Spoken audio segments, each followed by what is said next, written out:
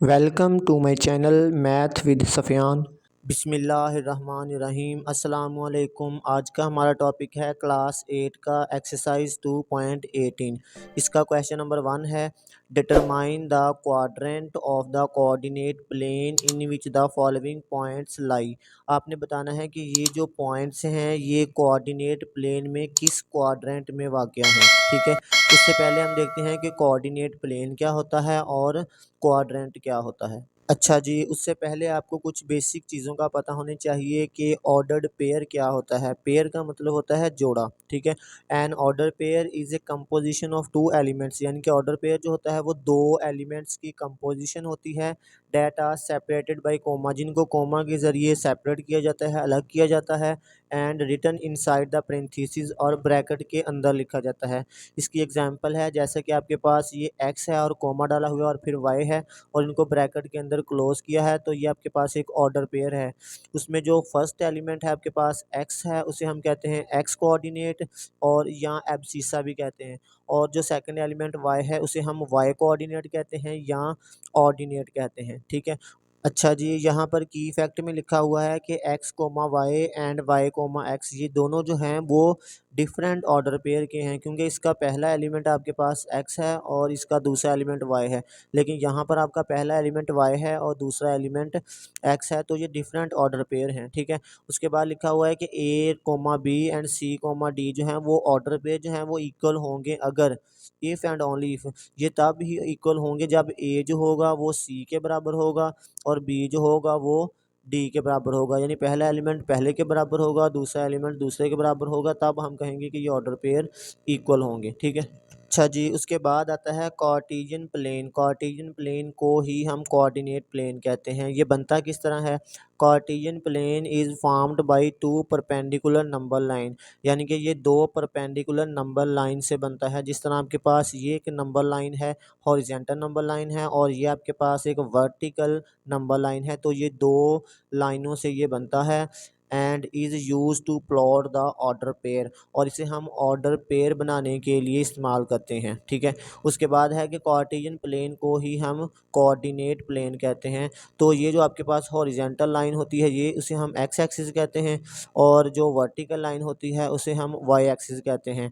और वो पॉइंट जहाँ पर हॉरिजेंटल और वर्टिकल लाइन मिलती है, ये वाला पॉइंट यानी सेंटर, उसे हम क्या कहते हैं? ओरिजिन कहते हैं। ठीक है, वेयर कोऑर्डिनेट्स आर, जहाँ पर एक्स कोऑर्डिनेट भी ज़ीरो होता है, यानी पहला जो होता है एक्स कोऑर्डिनेट होता है वो भी ज़ीरो होता है, और जो दूसरा होता है वाई कोऑर्डिनेट वो भी वहाँ पर ज़ीरो होता है। अच्छा जी, उसके बाद नेक्स्ट आता है क्वाड्रेंट, यानी कि ये दोनों एक्सिस एक्स एक्सिस और ये जो वाई एक्सिस है इस कोऑर्डिनेट प्लेन को चार क्वाड्रेंट में या चार रीजन में डिवाइड कर देते हैं। ठीक है, ये आपके पास पहला क्वाड्रेंट होता है। इसको पढ़ना आपने इस तरह है, टॉप राइट से लेफ्ट की तरफ, जिस तरह क्लॉक की सुई घूमती है ना, इस तरह क्लॉक की सुई घूमती है, तो आपने इसको उल्ट पढ़ना है, एंटी क्लॉकवाइज डायरेक्शन, यानी इस डायरेक्शन में। ठीक है, तो यानी कि ये आपके पास फर्स्ट क्वाड्रेंट होगा, ये सेकंड होगा, ये थर्ड होगा और ये फोर्थ क्वाड्रेंट होगा। ठीक है, और इसको रिप्रेजेंट किस तरह करना है आपने? रोमन नंबर्स में। ठीक है, ये आपके पास फर्स्ट क्वाड्रेंट है और ये आपके पास सेकंड क्वाड्रेंट है और ये आपके पास थर्ड क्वाड्रेंट है और ये आपके पास फोर्थ क्वाड्रेंट है। ठीक है, और यहाँ पर आपको नज़र आ रहा होगा, यहाँ पर एक्स की वैल्यू जो होती है ओरिजिन से राइट की तरफ पॉजिटिव होती है, 1 2 3 4, और एरो का मतलब ये आगे भी कंटिन्यू है। ठीक है, और लेफ़्ट की तरफ ओरिजिन से ये नेगेटिव होती है, तो हम एक्स के ऊपर हल्की सी डैश लगा देते हैं या नेगेटिव एक्स लिख देते हैं। ठीक है, और ओरिजिन से ऊपर की तरफ वाई की वैल्यू पॉजिटिव होती है और ओरिजिन से नीचे की तरफ वाई की वैल्यू नेगेटिव होती है। ये चारों तरफ एरो लगे, इसका मतलब ये आगे भी कंटिन्यू है। ठीक है, उसके बाद नेक्स्ट हमने लिखना है ऑर्डर पेयर में। ठीक है, देखना है कि कोई पॉइंट जो है वो किस क्वाड्रेंट में लाई करेगा, वो कैसे हम चेक करेंगे। ठीक है, यहाँ पर देखें एक्स की वैल्यू पॉजिटिव है और यहाँ पर वाई की वैल्यू भी पॉजिटिव है, तो ये फर्स्ट क्वाड्रेंट में आपके पास एक्स का जो एलिमेंट पहला होगा वो भी पॉजिटिव होगा और जो वाई का एलिमेंट होगा वो भी पॉजिटिव होगा। ठीक है, फर्स्ट क्वाड्रेंट में एक्स भी पॉजिटिव होगा और वाई भी पॉजिटिव होगा। ठीक है, इसको हमने ऑर्डर पेयर में लिख दिया। अब नेक्स्ट देखिए यहाँ पर सेकंड क्वाड्रेंट में देखें, यहाँ पर एक्स आ रहा है माइनस में आ रहा है और वाई जो है ये पॉजिटिव आ रहा है। इसका मतलब सेकंड क्वाड्रेंट में एक्स की वैल्यू जो है, पहले हम एक्स की वैल्यू लिखते हैं और फिर बाद में वाई की वैल्यू। तो यहाँ पर एक्स की वैल्यू जो है वो नेगेटिव होगी और वाई की वैल्यू जो है सेकंड यानी कि दूसरी जो होगी ऑर्डर पेयर में वो पॉजिटिव होगी। ठीक है। और तीसरे क्वाड्रेंट में देखें एक्स भी नेगेटिव आ रहा है, वाई भी नेगेटिव आ रहा है। इसका मतलब यहाँ पर ऑर्डर पेयर में एक्स की वैल्यू भी नेगेटिव होगी और वाई की वैल्यू भी नेगेटिव होगी। फोर्थ क्वाड्रेंट में देखें एक्स की वैल्यू यहाँ पर पॉजिटिव है, वाई की वैल्यू नेगेटिव है। तो पहले हम एक्स की वैल्यू लिखते हैं और फिर वाई की, यानी एक्स कोऑर्डिनेट फिर वाई कोऑर्डिनेट। तो यहाँ पर एक्स की वैल्यू पॉजिटिव होगी यानी पहला नंबर जो है वो पॉजिटिव होगा, और वाई की वैल्यू जो होगी सेकंड क्वाड्रेंट यानी कि फोर्थ क्वाड्रेंट में वाई की वैल्यू जो है वो नेगेटिव होगी। जी, अब क्वेश्चन नंबर 1 है कि आपने बताना है कि ये पॉइंट जो हैं ये किस क्वाड्रेंट में लाई करेंगे। ठीक है, तो आपने साइन दे के बताना है कि ये किस क्वाड्रेंट में लाई करेंगे। जैसे कि पहली रकम जो है ये एक्स है, ये 3 प्लस का है, और जो दूसरी रकम वाई है ये माइनस का है। तो पहली रकम प्लस की है, दूसरी माइनस की है, तो देखिए ये किस क्वाड्रेंट में लाई करेगा। ये आपके पास पहली रकम प्लस की है, दूसरी माइनस की है, तो ये फोर्थ क्वाड्रेंट में लाई करेगा। ठीक है, तो इसको हम लिखते हैं ये फोर्थ क्वाड्रेंट में लाई करेगा। अब देखें ये दोनों प्लस की हैं, ये भी 5 भी प्लस का है, 9 भी प्लस का है, तो ये आपके पास फर्स्ट क्वाड्रेंट में लाई करेगा। नेक्स्ट है आपके पास पहली रकम जो है ये माइनस की है, दूसरी प्लस की है, तो ये देखें ये माइनस की है पहली और दूसरी प्लस की है, तो ये सेकंड क्वाड्रेंट में लाई करेगा। ठीक है, अब नेक्स्ट है दोनों नेगेटिव हैं, तो इसका मतलब एक्स भी नेगेटिव है, वाई भी नेगेटिव है, तो ये आपके पास थर्ड क्वाड्रेंट में लाई करेगा। ठीक है। अच्छा जी, क्वेश्चन नंबर 2 है, draw the graph of each of the following, यानी हर एक का ग्राफ ड्रा करें। पहला है आपने y इज इक्वल टू -2 का ग्राफ ड्रा करना है। चले देखते हैं इसका सोल्यूशन।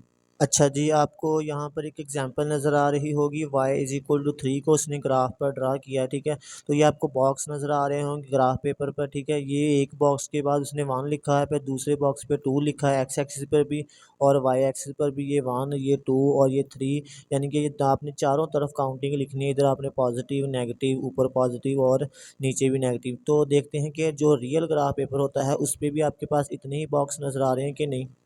ये देखें ग्राफ पेपर पे जो आपको बॉक्स हैं वो काफ़ी छोटे नज़र आ रहे हैं। देखें ये इतना साइज़ है। ठीक है, तो हम क्या करते हैं, हम 4 बॉक्स छोड़ के काउंटिंग लिखते हैं, यानी कि ये 1, ये 2, ये 3 और 4, चौथे पे हम जाके 1 लिखते हैं। ठीक है, तो इससे ये होगा कि आपको अच्छी तरह नज़र आ जाएगा। ठीक है, जितने छोटे बॉक्स हैं इस पर आप काउंटिंग लिखेंगे तो नज़र नहीं आएगी सही तरह। ठीक है, तो 1 और 1 2 3 4, 4 बॉक्स के बाद फिर 2, फिर 1 2 3 4, यहाँ पर 3। सिमिलरली यहाँ पर भी आपने 1 2 3 4, यहाँ पर -1, फिर 1 2 3 4, यहाँ पर -2। सिमिलरली आपने वाई एक्सिस पर भी इस तरह करना है, 1 2 3 4। ठीक है, 1, और यहाँ पर भी 1 2 3 4 और यहाँ पर -1। ठीक है, आपने काउंटिंग कंप्लीट कर लेनी है। ठीक है, आपका जो डिस्टेंस है वो हर एक का सेम होना चाहिए। आप बॉक्स जितने मर्ज़ी छोड़ दें, चाहे 3-3 छोड़ दें, चाहे 4-4 छोड़ दें। ठीक है, तो यहाँ पर बॉक्स जो हैं वो काफ़ी छोटे हैं, तो इसलिए मैंने ज़्यादा बॉक्स छोड़े हैं। ठीक है। अच्छा जी, इस क्वेश्चन को हल करने के 2 तरीके हैं। एक तो ये है जैसे कि बुक पे किया हुआ है, पहले उस तरीके पे बताऊँगा आपको कैसे करना है, और फिर आपको दूसरा तरीका जो है सिंपल तरीके से हम कैसे करेंगे। ठीक है? तो यहाँ पर देखिए आपके पास y की वैल्यू जो है ये -2, ये कांस्टेंट है, यानी कि ये फिक्स है। तो आपने y की जगह पर -2 ही लिखना है। ठीक है? -2, -2 और -2। पहले तो आपने इस तरह का एक बॉक्स बना लेना है। ठीक है? जहाँ पर पहले आपने x के एलिमेंट लिखने हैं, फिर y के, और फिर इनके ऑर्डर पेयर में लिखना है। ठीक है? अब y की वैल्यू जो है ये फिक्स है, -2 ही रहेगी। तो x की वैल्यू आपने एक ओरिजिन से पिछला नंबर पुट करना है -1, और एक नंबर ओरिजिन से अगला नंबर। अब इसको हमने ऑर्डर पेयर में लिखना है, पहले x का एलिमेंट आएगा फिर y का। x का एलिमेंट -1 है और y का एलिमेंट -2 है। ठीक है, x का एलिमेंट अब 0 है, y का एलिमेंट -2 है। ठीक है, x का एलिमेंट 1 है और y का एलिमेंट -2 है। अब देखें ये किस क्वाड्रेंट में आएगा, दोनों नेगेटिव हैं, तो ये आपके पास तीसरा क्वाड्रेंट आएगा। यहाँ पर पहला पॉजिटिव है, दूसरा नेगेटिव है, तो ये चौथे क्वाड्रेंट में आएगा। यहाँ पर भी पहला पॉजिटिव है, दूसरा नेगेटिव है, तो ये चौथे क्वाड्रेंट में आएगा। अब मैं क्या करूँगा, इनकी पोजीशन लोकेट करूँगा ग्राफ में, ये पॉइंट कहाँ पर वाक़या है। जहाँ ये वाक़या होंगे इन तीनों पॉइंट्स को मिला दूँगा तो ये लाइन बन जाएगी y इज़ इक्वल टू -2 की। ठीक है। अच्छा जी, पहला पॉइंट देखें, x की वैल्यू -1 है, y की वैल्यू -2 है। पहले देखें x की वैल्यू -1 कहाँ पर है, यहाँ पर x की वैल्यू -1, इसका मतलब ये तीसरे क्वाड्रेंट में आएगा, हमने नीचे की तरफ जाना है, ठीक है। कितना -1 से कितना नीचे जाना है वो हमें बताएगा y की वैल्यू -2 है, यहाँ पे हमने क्या करना है, -1 से नीचे की तरफ जाना है, यहाँ पर माइनस y की वैल्यू -2 है, कि वहाँ पर रुक जाना है। तो यहाँ पर देखें, ये लाइन को आप फॉलो करते जाएँ, नीचे आते जाएँ, यहाँ पर -2 आएगा ना, वहाँ पर मैंने एक पॉइंट बना दिया। तो ये पॉइंट किसका है, ये आपके पास यहाँ पर x की वैल्यू -1 है और y की वैल्यू -2 है, ठीक है। अच्छा जी, अब नेक्स्ट देखें, यहाँ पर है चौथे क्वाड्रेंट में ये पॉइंट आएगा, x की वैल्यू 0 है, y की वैल्यू -2 है। तो x की वैल्यू 0 कहाँ पर आएगी, ये जो सारा y एक्सिस है, इस सारे पर x की वैल्यू 0 होगी, लेकिन हमने कहाँ पे पॉइंट लगाना है, जहाँ पर y की वैल्यू -2 आएगी। तो इस सारे एक्सिस पर x की वैल्यू 0 है, तो y की वैल्यू -2 है, वो कहाँ पर आएगी, तो ये इस पॉइंट पर आएगी, y की वैल्यू -2। तो ये पॉइंट का नाम है 0 -2। अब नेक्स्ट है x की वैल्यू 1 पर, y की वैल्यू -2। x की वैल्यू 1 यहाँ पर है, और तो हमने चौथे क्वाड्रेंट में है, तो हमने नीचे की तरफ जाना है। कितना जाना है, जहाँ y की वैल्यू -2 आएगी, तो यहाँ पर 1 से हमने नीचे की तरफ आते जाना है, जहाँ पर यहाँ -2 आएगा, वहाँ पर हमने एक पॉइंट लगा देना है। तो ये पॉइंट आपके पास कौन सा है, x की वैल्यू 1 पे, y की वैल्यू -2। उसके बाद हमने स्केल की मदद से इन तीनों पॉइंट्स को मिला देना है, ठीक है। ठीक है, अब मैं स्केल की मदद से इन तीनों पॉइंट्स को मिला रहा हूँ आपस में। तो ये आपके पास ग्राफ बन जाएगा y इज़ इक्वल टू -2 का, ठीक है।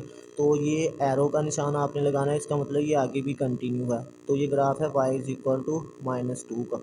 अच्छा जी, क्वेश्चन नंबर जो 1 हमने हल किया था, वो मैंने अकॉर्डिंग टू बुक किया था, कि बुक पर जिस तरह उसने पॉइंट लेके ग्राफ बनाया था। लेकिन जब आपके पास, अब हम सिंपल तरीके से करेंगे कि जब आपके पास x या y की वैल्यू कांस्टेंट हो, यानी फिक्स हो, तो उसका ग्राफ हम सिंपल तरीके से बना सकते हैं, ठीक है। यहाँ पर देखें y की वैल्यू 5 है, तो देखें y की वैल्यू 5 पॉजिटिव है, तो पॉजिटिव कहाँ पर होता है, ओरिजिन से ऊपर की तरफ।